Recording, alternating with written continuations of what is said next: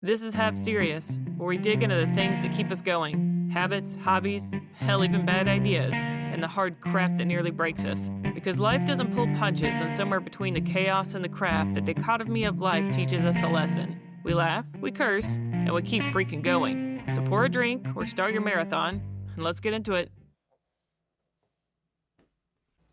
In this episode, we're going to talk to retired Division I swim coach Richard Mull. He discusses different hardships that he's gone through and how he conquered them to better not only himself but his swimmers. And of course, in the true Mull fashion, he's going to drop some Yoda knowledge by the end of the thing. So those that know him know what to expect. Alright, enjoy. Holy crap, it's so good to see your face. What's happening to it? It's aging. It looks the same. You haven't aged a day. I've got my second cup of coffee, so. Ooh, can we drink coffee while we're doing this? Mm-hmm. Yeah. My cup then to the distance cup. Nobody, Whatever you want to do. nobody sees this, right? I mean, they might see snippets of it if it's like something I post up later, but not the whole visual, no. Whatever. It's all right. Unless you want them to. I'm just in my basement in like an office, so you have a much more presentable background than I've got. Really? I don't think so. Well, you ready for me to do your little intro? Let me ask you some cool questions that I've probably wanted to ask you for a very long time. Oh, no, And, so quite personal then. Personal if you want to make it. I mean, my whole life is humor, so we're okay. And then the good news is that if you hate it, I will scrap it after I get done and edit it and send it to you. And you're like, no, I hate this. I'm like, cool. Put it on until you have approval from the interviewee. Mm-hmm. Yeah, because I don't want to screw anybody over, you know? But I'm ready when you are. Well, soft entry then. So, welcome. Thank you. I've known you since I met you in 2002 or maybe somewhere 2001. I don't remember, when I came to visit Michigan State and you were a coach there. But prior there, which I looked this up recently because I can't keep track of everything that you've done. So I have to actually say it and look it up. But you were at Michigan State swimming from 63 to 68. You coached high school and college since 1970. Not to put an age on you, just saying that's a long time.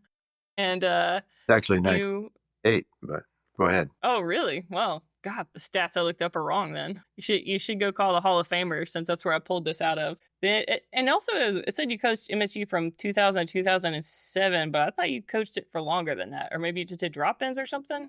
I really coached it from probably 1989 to 2007. I finally got paid in 2000. Yeah, in 2000. It was all volunteer before that.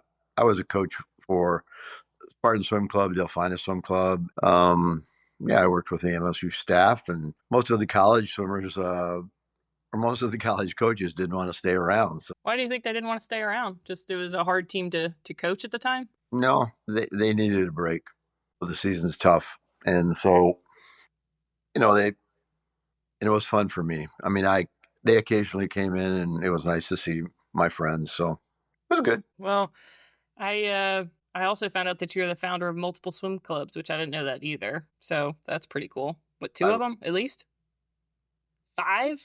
You really got to correct this Hall of Fame stuff. It is minimizing the things that you've done. They only have so much space. So they can't really put your life on there, but whatever. Well, before I get into the whole line of questions, I want to say that you are by far one of the most influential people in my life because of basically how you treated me as a coach. Like you were the wise person, but also kind of taught us. You treated us like adults, so there was like lateral emotions. Like I feel like when you're in club swimming, it's very much so swim, swim, swim. But then once you get to college, and maybe it's because you guys have to have a lot more exposure to us and we do live there, but it seemed like it was so much more diverse of a relationship.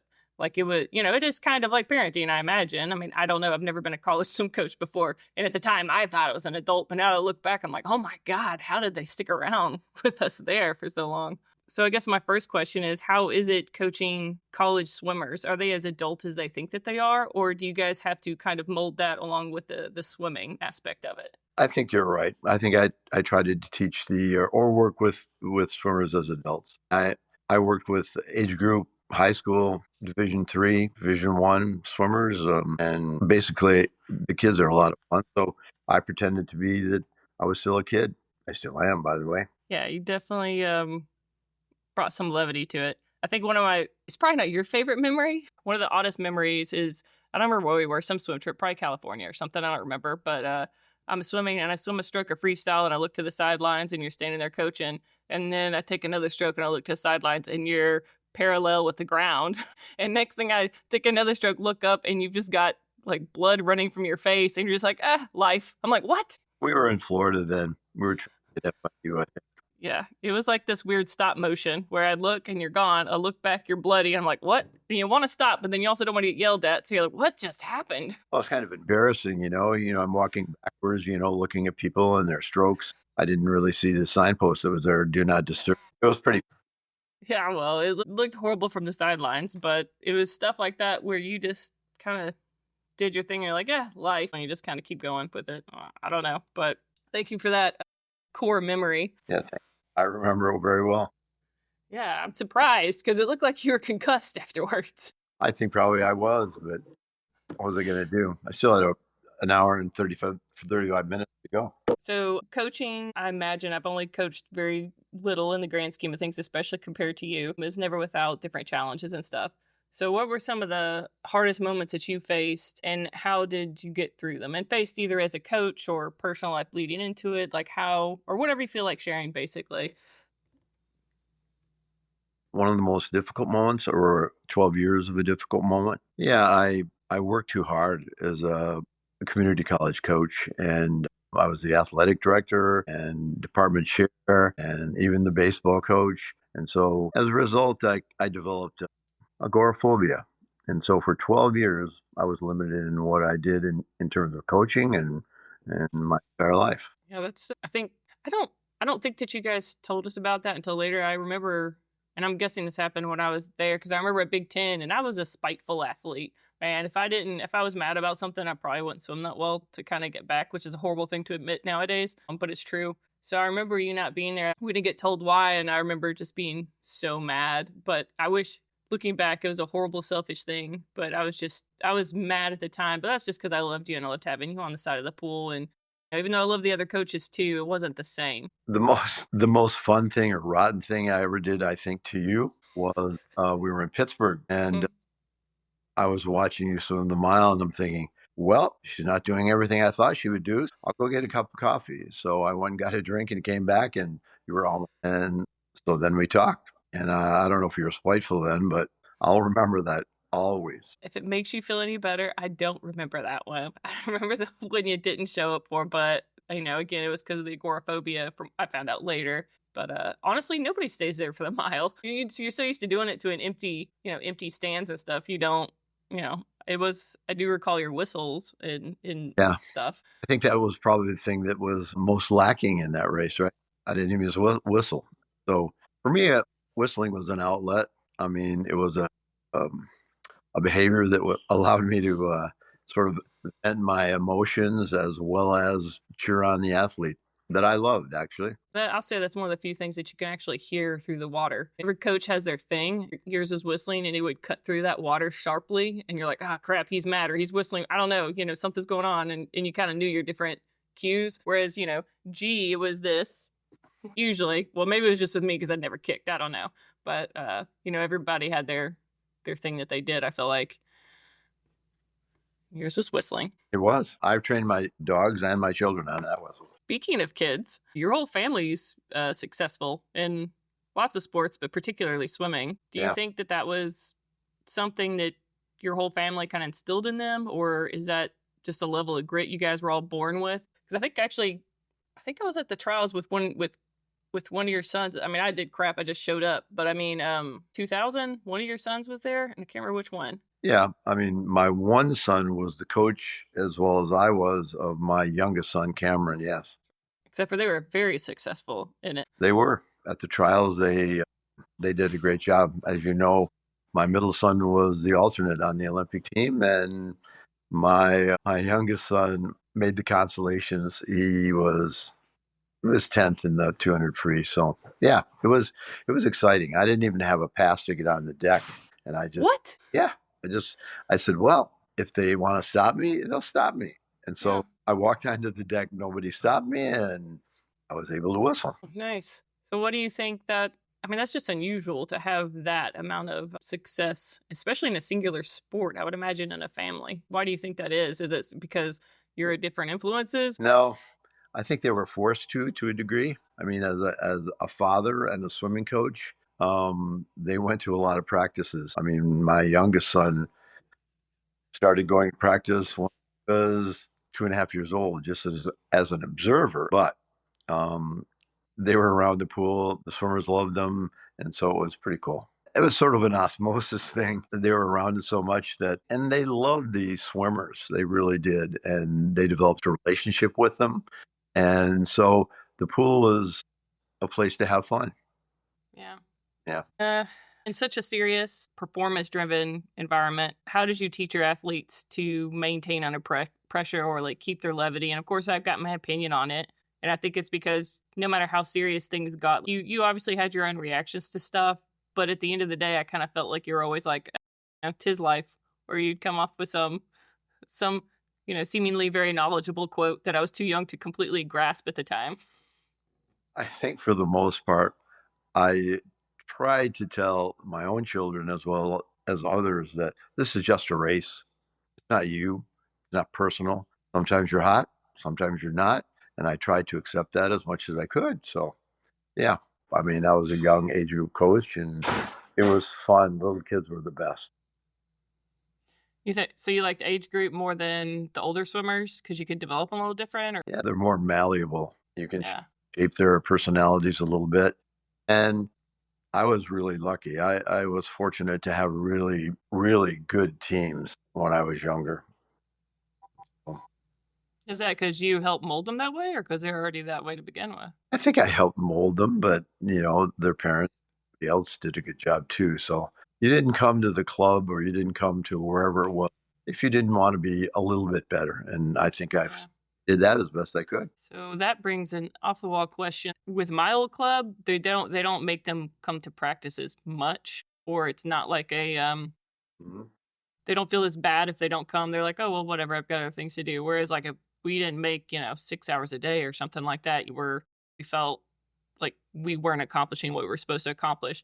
Do you think that they train less now, or it's more acceptable now to be like, well, I have other things to do, or is it still very much so that adherence to the training regimen at that younger age?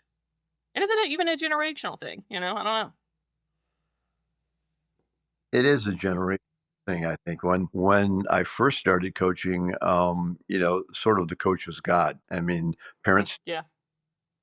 the children would be able to just compete. I mean, I only had a few experiences as an age group coach that were strange. And then as I moved through high school and then on to college, it changed a little bit, but not much. I'm not sure I answered, but Yeah. Answered it perfectly. yeah, However you answer it is the perfect way to answer it. oh, that's swell. So bouncing back to college, what was the most difficult thing about teaching that age group then in comparison to the younger age groups? Other than the drinking, I imagine that was made it a little harder. I don't know. I think drinking and being social and socializing is a part of the college experience. I never really I don't think I ever said, "Don't drink a lot." I mean, it doesn't do you any good. You're gonna have to get up the next morning, Yeah. and Saturday morning, it's not gonna be pleasant. I think one of my favorite drinking memories, after the night of drinking, is one of the swimmers. We were doing some hard set, and he just vomited on the side of the pool. And one of the coaches, and I'm sure somebody knew what was actually going on, but to us, we're like, really? He just was hungover, and he puked all over the side of the pool. And somebody, I want to say who was like, yeah, look at he's training so hard, and we're like, oh no, he's so hungover, he is just vomiting all over the place right now. I had a swimmer who was drunk once, and it was clearly obvious. And so we were doing, it was a New Year's set, one of those crazy Zen sets. We were going, the warm-up, we did a lot of, backstroke and freestyle, and I did it in Mm. so that we'd be disoriented a little bit. That's horrible Well, it and awesome. was planned. I mean, as soon as I saw that, I wanted to say, "Okay, we're gonna have a little fun here." And he remembered that very, very distinct. I told him why. This was in junior college. That's amazing. I don't think I did that at Michigan State. Although were a couple of swimmers who came in, as you know, probably having little sleep and drank too much. Mm-hmm.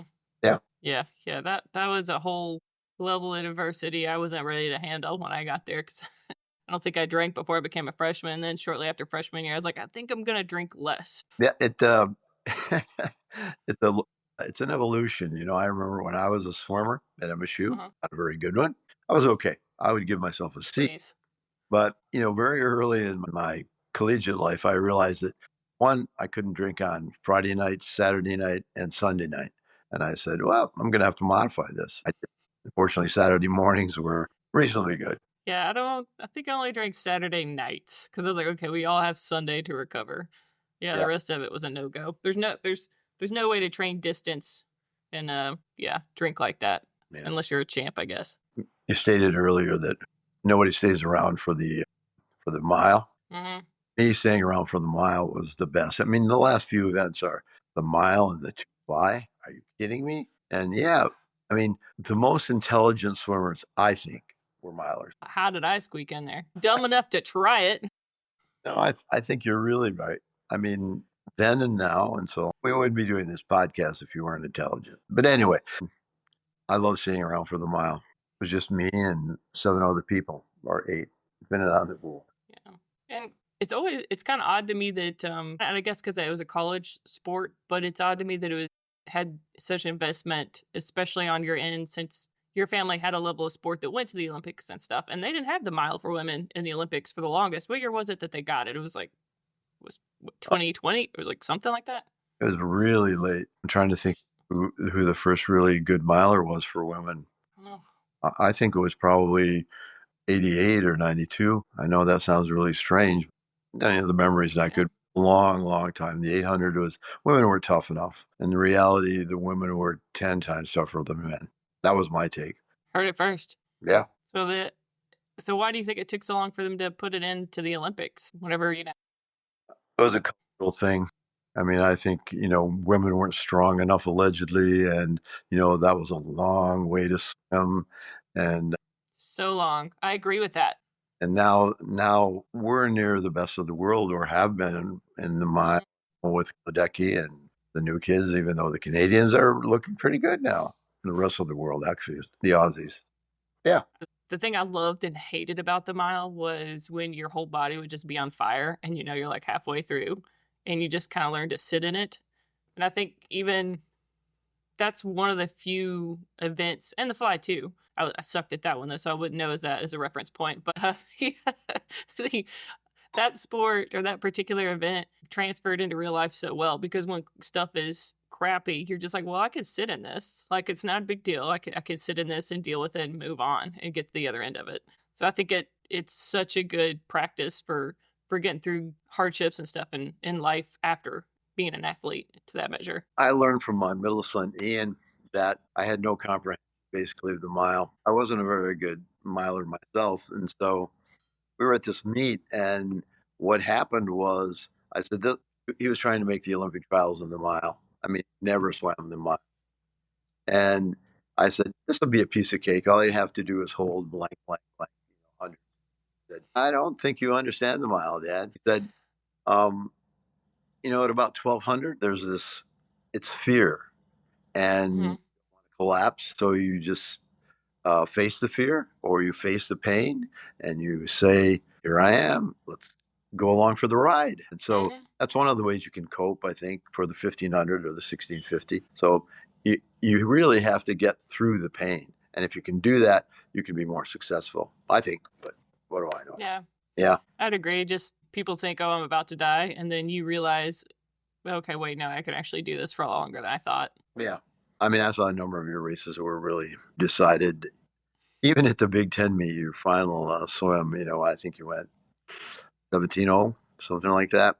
How do you remember that stuff? I don't understand.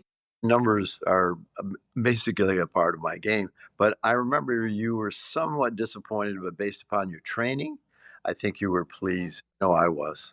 I mean, it wasn't lightning fast, but I was very proud of you. Yeah, I remember you afterwards saying you want to warm down. And I'm like, yeah, I'm done. I'm retired. Yeah, I get it.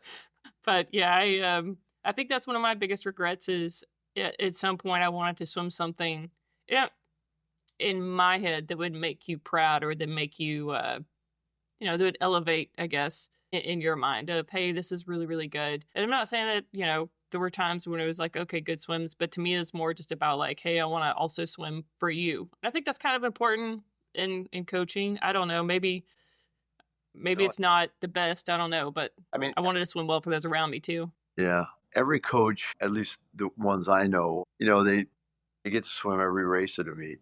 I mean, they're invested as well as the swimmer, and so you want them to be successful. And in most cases, that's the way it is. I think there's only one time where a person gave up. It wasn't evident, but anyway, Yeah, I think I know I've been mad enough where I'm like, no, screw this, screw them all. I'm gonna go slow. I think it's all relative. I mean, going slow with 17, let's say 17:10, is not really slow. Yeah, it was for the time. Didn't set the That's what world. I mean by spiteful. I was a very spiteful athlete, which is horrible. You're a bit rebellious, yes, Hmm. but that was I joy. learned. Yeah, I mean, it's I fun. think one of my other memories of you is I think sophomore year when he came in, and we had, I don't know what happened. I think a few had changed squad or changed groups, so like the distance group was totally different. There's people in that group that I got really, really close with, but at the time I was so mad because I was like, this isn't fun. No, it's not fun anymore. And you're on the thing, go, oh, it's not fun. Okay, let's do this set. We do this set, but also forced me to sit on the wall with these people for a while. And then we got through this hardship together, and the bonding's happened very quickly. But at the time, I was just being spoiled because all the people that I'd spent the last year with were gone. At coaches meetings, we would talk about the various groups, and the head coach said, in the distance group, they're doing pretty well. And I looked back at him and I said, we have a distance group. I mean, in the truest sense, we weren't hot shots, really. I mean, so Yeah. I, you know, that was a joke, by the way. I mean, I did say that, but I didn't mean it. The distance group was a joy for me. I mean, every single kid on the collegiate team, distance kid I had was. I mean, I think I'm really close to them. I don't know one person that speaks ill of you in general, let alone as a coach. And I think it also speaks to you and your character that literally, well, I don't want to say literally because I haven't tracked everybody that's come out of your distance groups, but all of them have been successful in their own right, you know? Yeah, they have. There were only a few swimmers we had who just sort of played along, but I mean, for the most part, I was proudest of those people who were overachievers. I mean, Mm-hmm. I'm not probably supposed to name names, but we had two or three male swimmers that were not Big Ten swimmers. They were good high school swimmers, and they trained like crazy.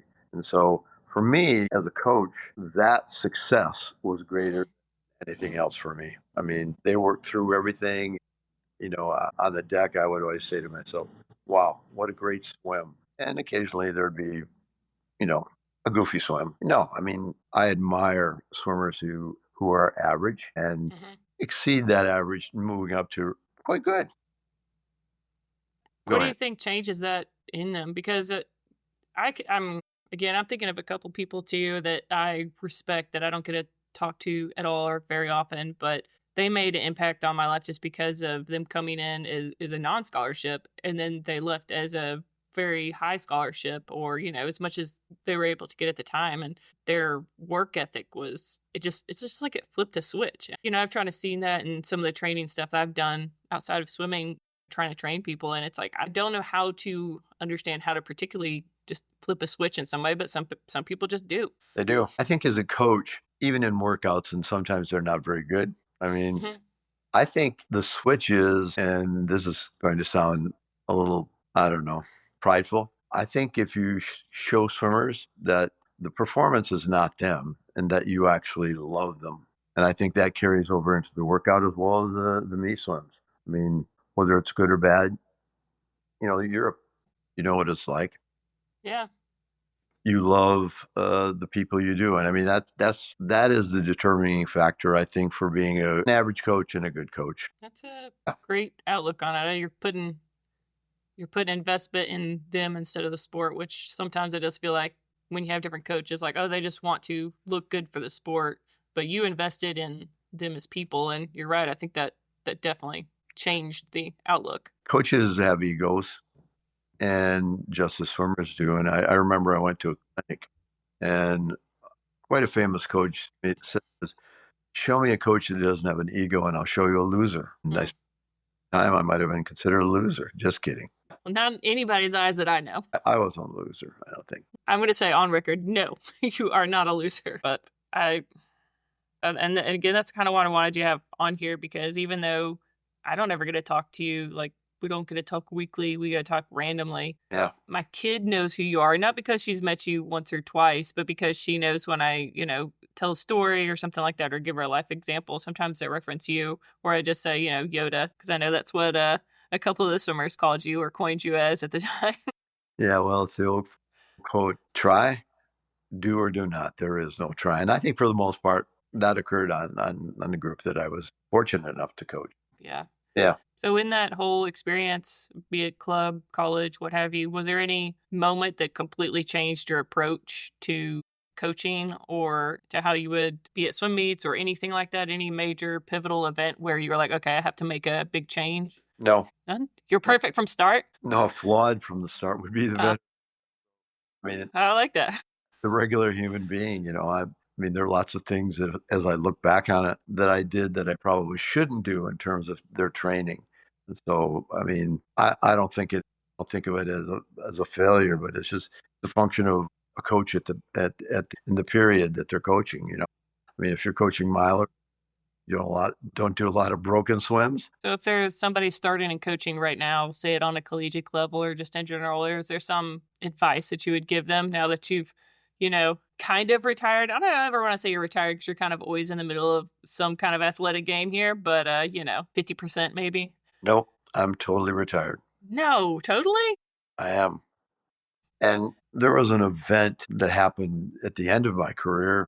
I mean, I left the sport as a result of that. So, yeah, I've told many of my friends, G or whoever it is, and they'll call me up about a time that's happened in world championships or whatever. And I remind them, I said, swimming's dead to me. That sounds terrible. Yeah, no. Yeah. I mean, I I know the world records and all that other rot, but the people who swim on our national team, I mean, when I was younger, I would be Hmm. times and all that other rot. But now it's a little bit more casual. So do you want to go into that or just speak, just Sure. if you want to? I'm not, no pressure here. Doesn't bother me. So I was coaching this swimmer who happened to be and still does hold the state record in swim in Michigan. Hmm. And she went 4:43 in in Wow. 100. Obviously, she won the state championship and all that rot. And she, in her senior year, we had a difficult time because she had a couple of setbacks, or maybe more. Every 2 weeks, she had a setback. And so she won the 500 that year. And I asked her, what happened? I mean, you were fit enough. I mean, based upon what happened in terms of illnesses. And she said, I gave up, had to walk away.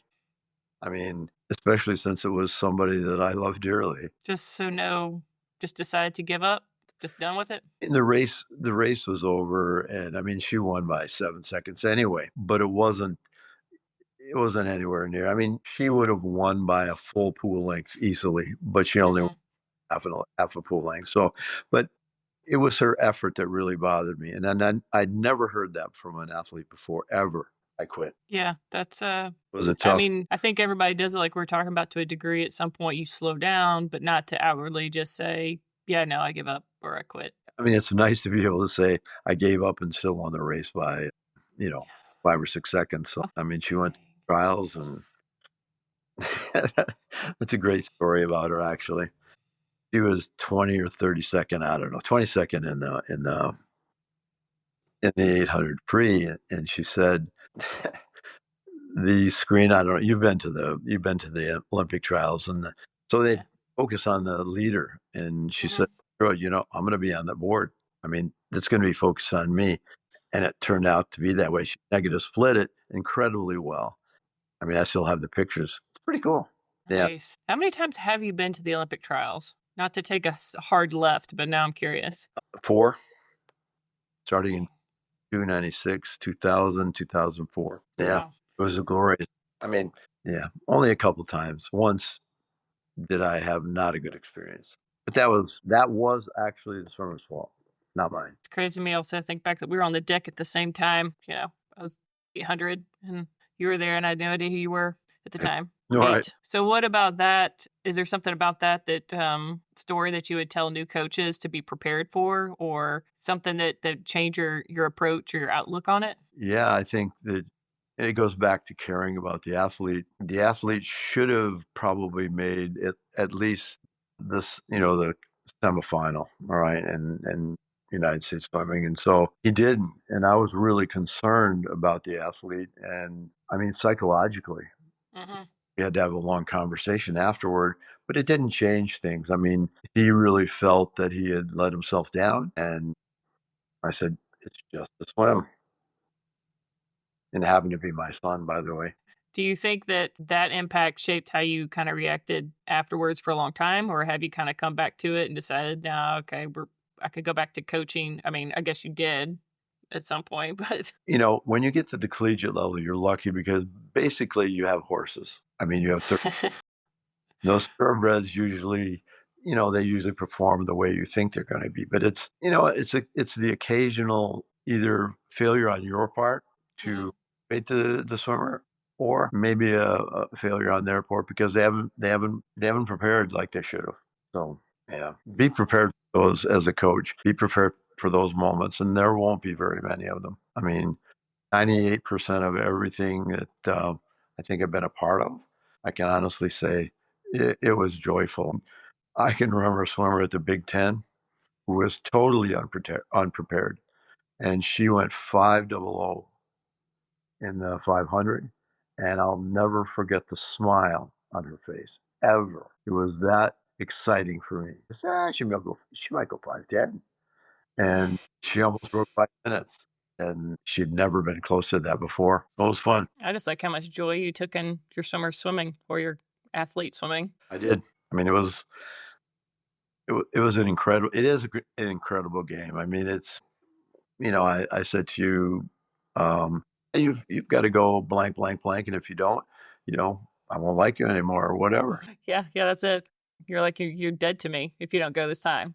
Yeah, that's true. I don't think I ever. No, no, I don't think so. But I think that's also what made us want to go so much faster for you, because you're like, listen, I love you either way. Just do what you need to go this time. Um, this is what you should be going. It's like, Yeah, okay. right.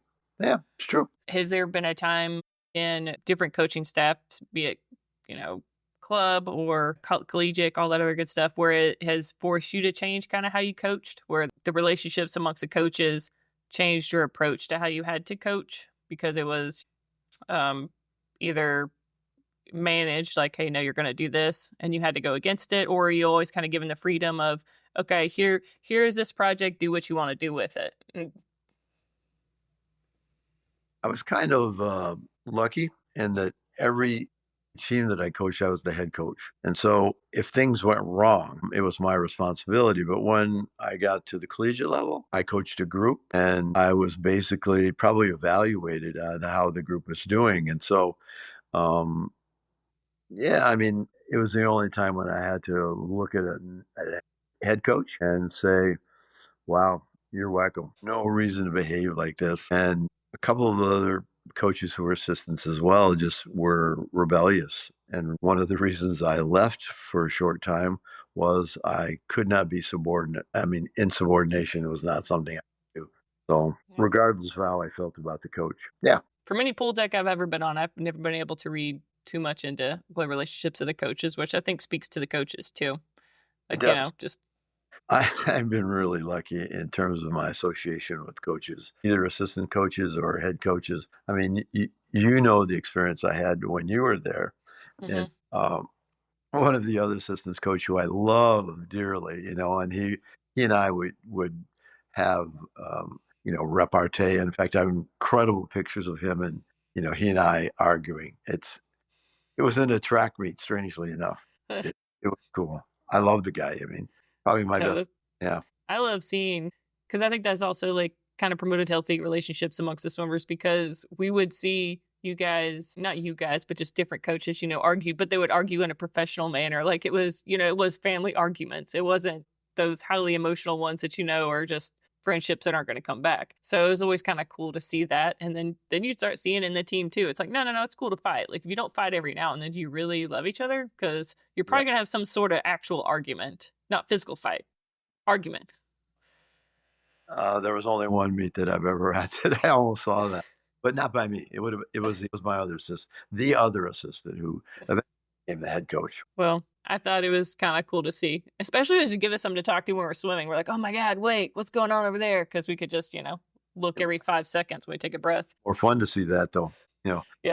guys going at each other. And I cared for the other coaches as much, even though I found occasionally they were really irritating. Yeah, well, I think if you spend that much time with anybody, even if you really like them, that they'll be irritating. Living with all the people I've lived with in college, especially that last house, even though I loved every one of those girls, we all were at each other's throats at one point or another.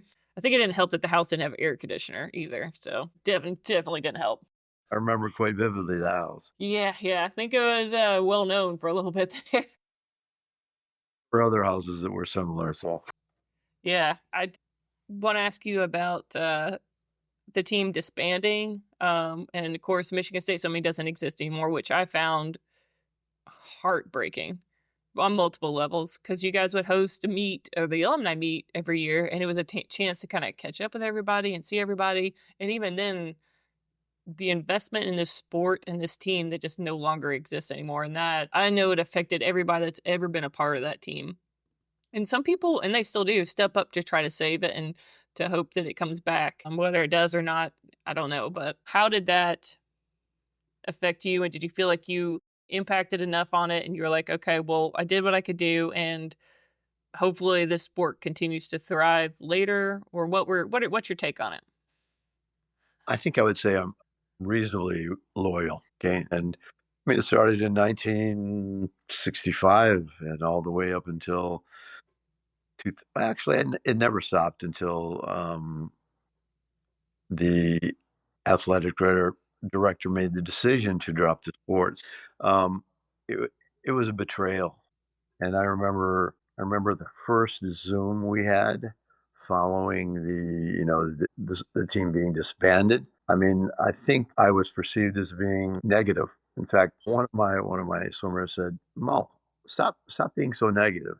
I've been through the experience before, so I know the outcome and the difficulty in perhaps changing. Certainly at the university level, but other levels as well. And I'm still angry. I try not to show it too much. This is terrible because I received a degree from the institution, which has provided me a lifetime of joy. But I can't say, I mean, I don't wear green anymore. Yeah. My favorite colors are blue and gold. No, shut up. How dare you? Really? Yeah. Not Michigan. Or okay. My high school was blue and gold. Oh, okay. All right. I was going to say, oh, well, fella, you've gone too far. And most of the teams I coaches, which is really strange, they were blue and gold as well. So, but I wore a green shirt consciously for the first time 2 weeks ago. And I wore it proudly because it was when we went to the Olympic trials in 2000, we had our name on it, Michigan State Swimming. Mm-hmm. I mean, at the time, 2 weeks ago, I was actually kind of proud of wearing green again. Well, as you can see, I am actually wearing green. Wearing your gray shirt, Michigan State Swimming. But, yeah. Well, unfortunately, now we don't have many of those anymore. Actually, my daughter has confiscated most of those, and she wears them as bedtime shirts now. And a lot of the pictures that wearing gray T-shirts with Michigan State Swimming on. That's really nice. My only regret is that she grew up wanting to do Michigan State Swimming. There's that picture of the alumni meet, and she's wearing the Wonder Woman costume, and she's looking out onto the pool, and I love it. And she goes, I want to swim here. And I was like, yes. But, now they won't come to fruition. To your point, I think when the new pool comes in, there might be a reevaluation of what they do at least, a minimal level. Maybe they'll bring in what they perceive as a really big time coach. And the possibility of bringing it back is certainly possible, I think, for women. Men, it's going to be a lot more difficult. Yeah. Yes. Well, I want to ask you this question, even though it could be loaded, because I've got my opinions on it. But what's your What's your take on the whole Nassar thing in relation to losing the swim team? Do you think it's related? Because I personally think it has to be because of the money issue, but I don't know. I was so detached by it. I just got all the letters. And do you think that was already something that was in the works? It was in the works. I mean, strangely enough, I knew the athletic director. I went to high school with his father. Oh, wow. Yeah, and I did everything I could with the athletic director at the time to try to spin the positive, and I mean, it was positive. I mean, we didn't always win, Hmm. but I think the experiences that the swimmers, I mean, it was incredible. And when I found out the way he told the team, I mean, for me, I thought it was incredibly disrespectful to them as athletes and as a human being, even, right? I Yeah. mean, they could have dropped the program in May and allowed swimmers to really prepare to go somewhere else, but instead you tell someone, "Oh yeah, the teams are going to be non-existent." And so, what do you do for that year in terms of a coach to motivate swimmers? Yeah, well, they have to have the pride in doing the work themselves, and I think most of them did that. I was really I was really proud of them because I mean, what are you going to do? You're not going to go beyond the Big Ten. Yeah, I didn't I even just, think about that. it was How do you even motivate them? That would be extremely difficult. oh my goodness. I mean, I talked to the coaches a lot that last year, and they had to do a lot of acting Mm, to make it meaningful. I think for the athletes, yeah. it was tough. I'm sure they're handling their own stuff in the background, as we all do, and then you have to put up this front when you're in front of that audience or that team and decide what kind of person you need to be for them, not the person that you actually are experiencing at the time. I'm Right, assuming that's hard to do.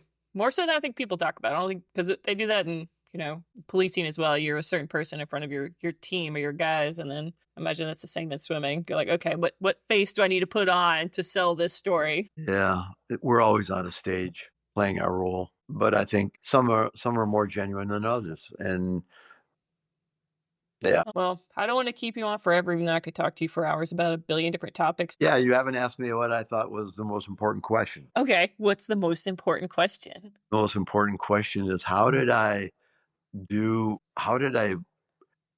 attempt to make a very serious issue tolerable? And that How was did you make a very serious situation tolerable? thank you for asking that question. Yes, yes, sir.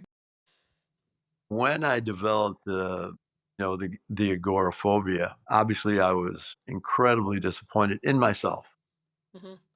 Um, and it took about a year to realize that I needed to change things. I know that sounds really crazy. And so I said, I'm going to have to do one thing. I cannot change everything about this feeling Hmm. experience. And so I just said to myself, well, I'm going to attempt to quantify this. And so when people would say, well, how are you doing? I would say, I'd give it a 9.8 or I'd give it a 9.2. And basically, for 2 years, I actually lied to myself.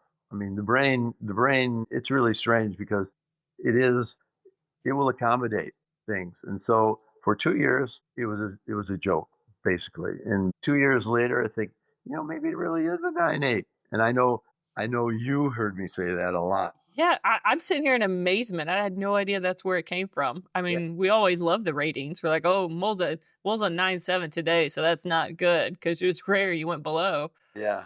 I, and it's just life isn't as bad as we think it is, even though you might be, I don't care, 42 years old or 43 years old or even 80. That it's really surprising because when you say, well, we live in a quantifiable world now, so I'm going to quantify it almost without exception. They'll say, how are you? And I'll say 9.8, and that will generate a conversation. And so, it drove me crazy when people say, I'm okay. And then I'd say, oh, it's about a 4 or 5 then, huh? And then they would explain to me why they were a 4 or 5 or a 7 or whatever. That really was fun. That's an amazing approach to that. That I had no idea that's what you were doing Yeah. until this moment. Yeah, and it was true. I mean, I was pretty honest with myself in the last 10 years of my coaching. I mean, I can honestly say the experience I had in coaching was a minimum of a 9.8. So were you tricking yourself at the beginning of that, and then you just kind of accrued to an actual night? Yeah, the brain comes around to saying maybe it's the mind. I have never really resolved that issue, whether it's the mind or the brain, but it just you fooled it, you've tricked it, and that was kind of fun realizing tricked myself. Yeah, Mind blown. I had no idea you were playing mind tricks on us this entire time. I was on myself, and luckily it worked out. And I think that's one of the things um, sort of allowed me to tolerate any of the disappointments in my life. In respect to my entire life, um, like I said, it was hopefully, I'm not going to have an epitaph, but you know, it'll probably go like this. He was here. He had a pretty good time, and now he's gone. So we're not going to put a number to it. He lived most of his life in 9'8", or I should, I guess I should put that in there, right? yeah, oh, definitely. Rather than just saying, and now he's gone. Yeah, He yeah, he left the game with a 9.8. yeah. Yeah. I think that's a good one. On my markings, cemetery markings, I just want to put Major Look on the tombstone. That's it. Go out with a little bit of comedy. That's all I need. Well, you want to have some sort of historical context, like I survived. Until I died. Yeah. Or was the humor in this? I'm trying to figure that out. That you fooled everybody for what, a decade and a half about your whole scale of ratings, maybe? Yeah. I have no idea. Well, I mean, granted, this is, the title of this podcast is half serious just because to highlight the seriousness of things in life. And at the end of the day, one of my favorite quotes is by Charlie Chaplin. Not that he lived the best life, right? Like he married somebody that was like 30 something years younger than him at the end. Yeah, he had a tough life actually. I think I think Charlie and I don't know Charlie that well. Just a little bit. But I think for him, and Robin, another good example, Steve Martin, you realize that in some cases life is really absurd. And the Mm-hmm. only way you can really enjoy it is being absurd with it. I mean, and those people, I think, are really successful at doing it. Perhaps maybe all of us should say, well, life without humor is death. Yeah. And I think it is. I mean, if you can't laugh at yourself and others and not be malicious about it, you know, you're not quite a full human being if you can't. Yeah. I think you just miss so many of the little enjoyments in life because you're just taking everything way too seriously. And not like obviously competition, swimming, like when we're talking about, you have to be serious to train and you have to be willing to, wake up those morning hours, train a few times a day and have the grit to continue on. But if you don't find humor in the middle of the sets or with the people that you're with, you can't keep it up. Yeah. I know I used this phrase before, but, a lot of times someone would say, man, this is boring. This is BS. You probably remember the person who said that. I Yeah, would that's it. think it's a boring game, then you might work on your mind because if it's boring, there are many ways that you can make this, if possible, enjoyable, knowing Yeah. the process and there will be an outcome, and you don't want to be disappointed in the outcome, if possible. So you want to say either to future coaches or just, the swimmers that are maybe going through something right now that are like, do I even want to still do this? Or in general, those of us that you have coached that are now functioning adults, quote unquote functioning, but you know what I mean. I think this is a tough one. As a coach, as well as certainly a swimmer, there's a time when you have to move along. The game's no longer fun, and doesn't, when it isn't fun, you should move along. And coaches need to understand that. That this is a game. It's a game you play, and hopefully, the outcome is like Kate Ledecky, or the outcome is like somebody else. And I think for the most part, it happens that way. I mean, Yeah. I really can't think of anyone that I've ever coached that wasn't successful. I mean, you can define success however you want. But I mean, as I look back on the people that I had a chance to work with, man, it might even be higher than a 9.8, except for the times when a swimmer might walk in the pool deck dragging their mesh bag and saying, but even those are fun. I mean, I look back on that as being a cool moment. Anyway, For what it's worth, I would give your coaching and influence 9.98. Whoa. Okay, gotta have a 0.02% room for error, right? I don't walk on water. I mean, people say, "Well, why don't you give yourself a 10?" When that happens, you'll see me walk across the pool, water, and it happens the way it is. But I think if you were a perfect 10, you wouldn't be a perfect 10, right? Because you have to have some fallacy for people to buy into what you're saying. Know that you've made some errors and done some things, and then Yeah. people listen to you a little bit more, right? I mean, I think the guy who walked on water probably thought that too. He wasn't. I mean, he made a few mistakes, so yeah. Yeah, a couple mistakes. But well, again, for the record, I want to say thanks for everything. And I really do mean that what you taught me in swimming, and what multiple coaches taught, but particularly you with the maturity of thought and like getting over different things, the adversity that swimming kind of provides. It was made me able to apply it to law enforcement and the things that I saw and did in there for nearly 2 decades. I think that also transferred to many other people and the careers that they had after that. I don't know one that just got their career and it was like, boom, here you go. Great. Here it is on a platter. They all had to work for it. And I don't think that any of them would have gotten where they are today without your influence in what you did on a pool deck. So it reverberates long after you're done coaching them.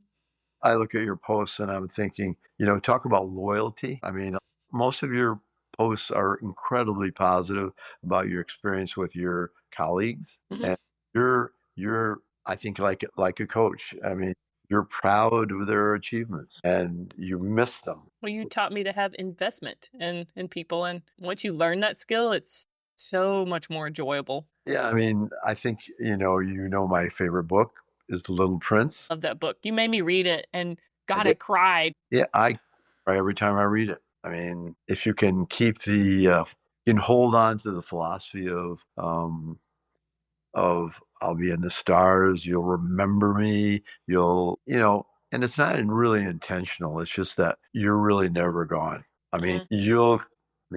for a while, my children will have a good time talking about me, and I know I have an incredible time talking about the people that I had the experience in swimming with. I mean, I can remember detail at the Big Ten meet with you and another swimmer sitting there with our arms around each other. We swam pretty well. And it wasn't the swimming that was the apart. It was just, man, oh man, this was fun. It was fun. Yeah. Maybe that's what I should change it, right? It was a reasonable time. It was a fun time, right? Yeah. That I'll sort of leave it, Tess. Okay. Yes. I mean, every swimmer influenced my life, especially you. Well, I want to thank you for doing this thing. When I thought about doing it, I was kind of like, oh, I need a hobby, and I want to show respect to the people that I respect so much. So I wanted to highlight the hardships that you went through, particularly, and your take on it, and your outlook on life, and all that good stuff. Because to reflect the whole title of this podcast, half serious, I've learned that you take certain things seriously, but at the end of the game, if you take the whole thing serious, it's not going to be nearly as fun. No. So life is kind of meant to be lived. No, half Yep. seriously. Yeah, and have fun. Yeah. See, have fun. If you just said that beginning of the podcast, we wouldn't have had a talk this whole time. I did. I hope that I behaved that way. But anyway, I'm just kidding. Well, yeah, I and it's love you tons. so great to see your face. Yeah, what is it? Half serious. Yeah. I mean, yeah, it's a cool title. So on that note, we'll end. All right. Well, I love you. I hope you have a great day. Ever the best of And friends. and I'll talk to you soon.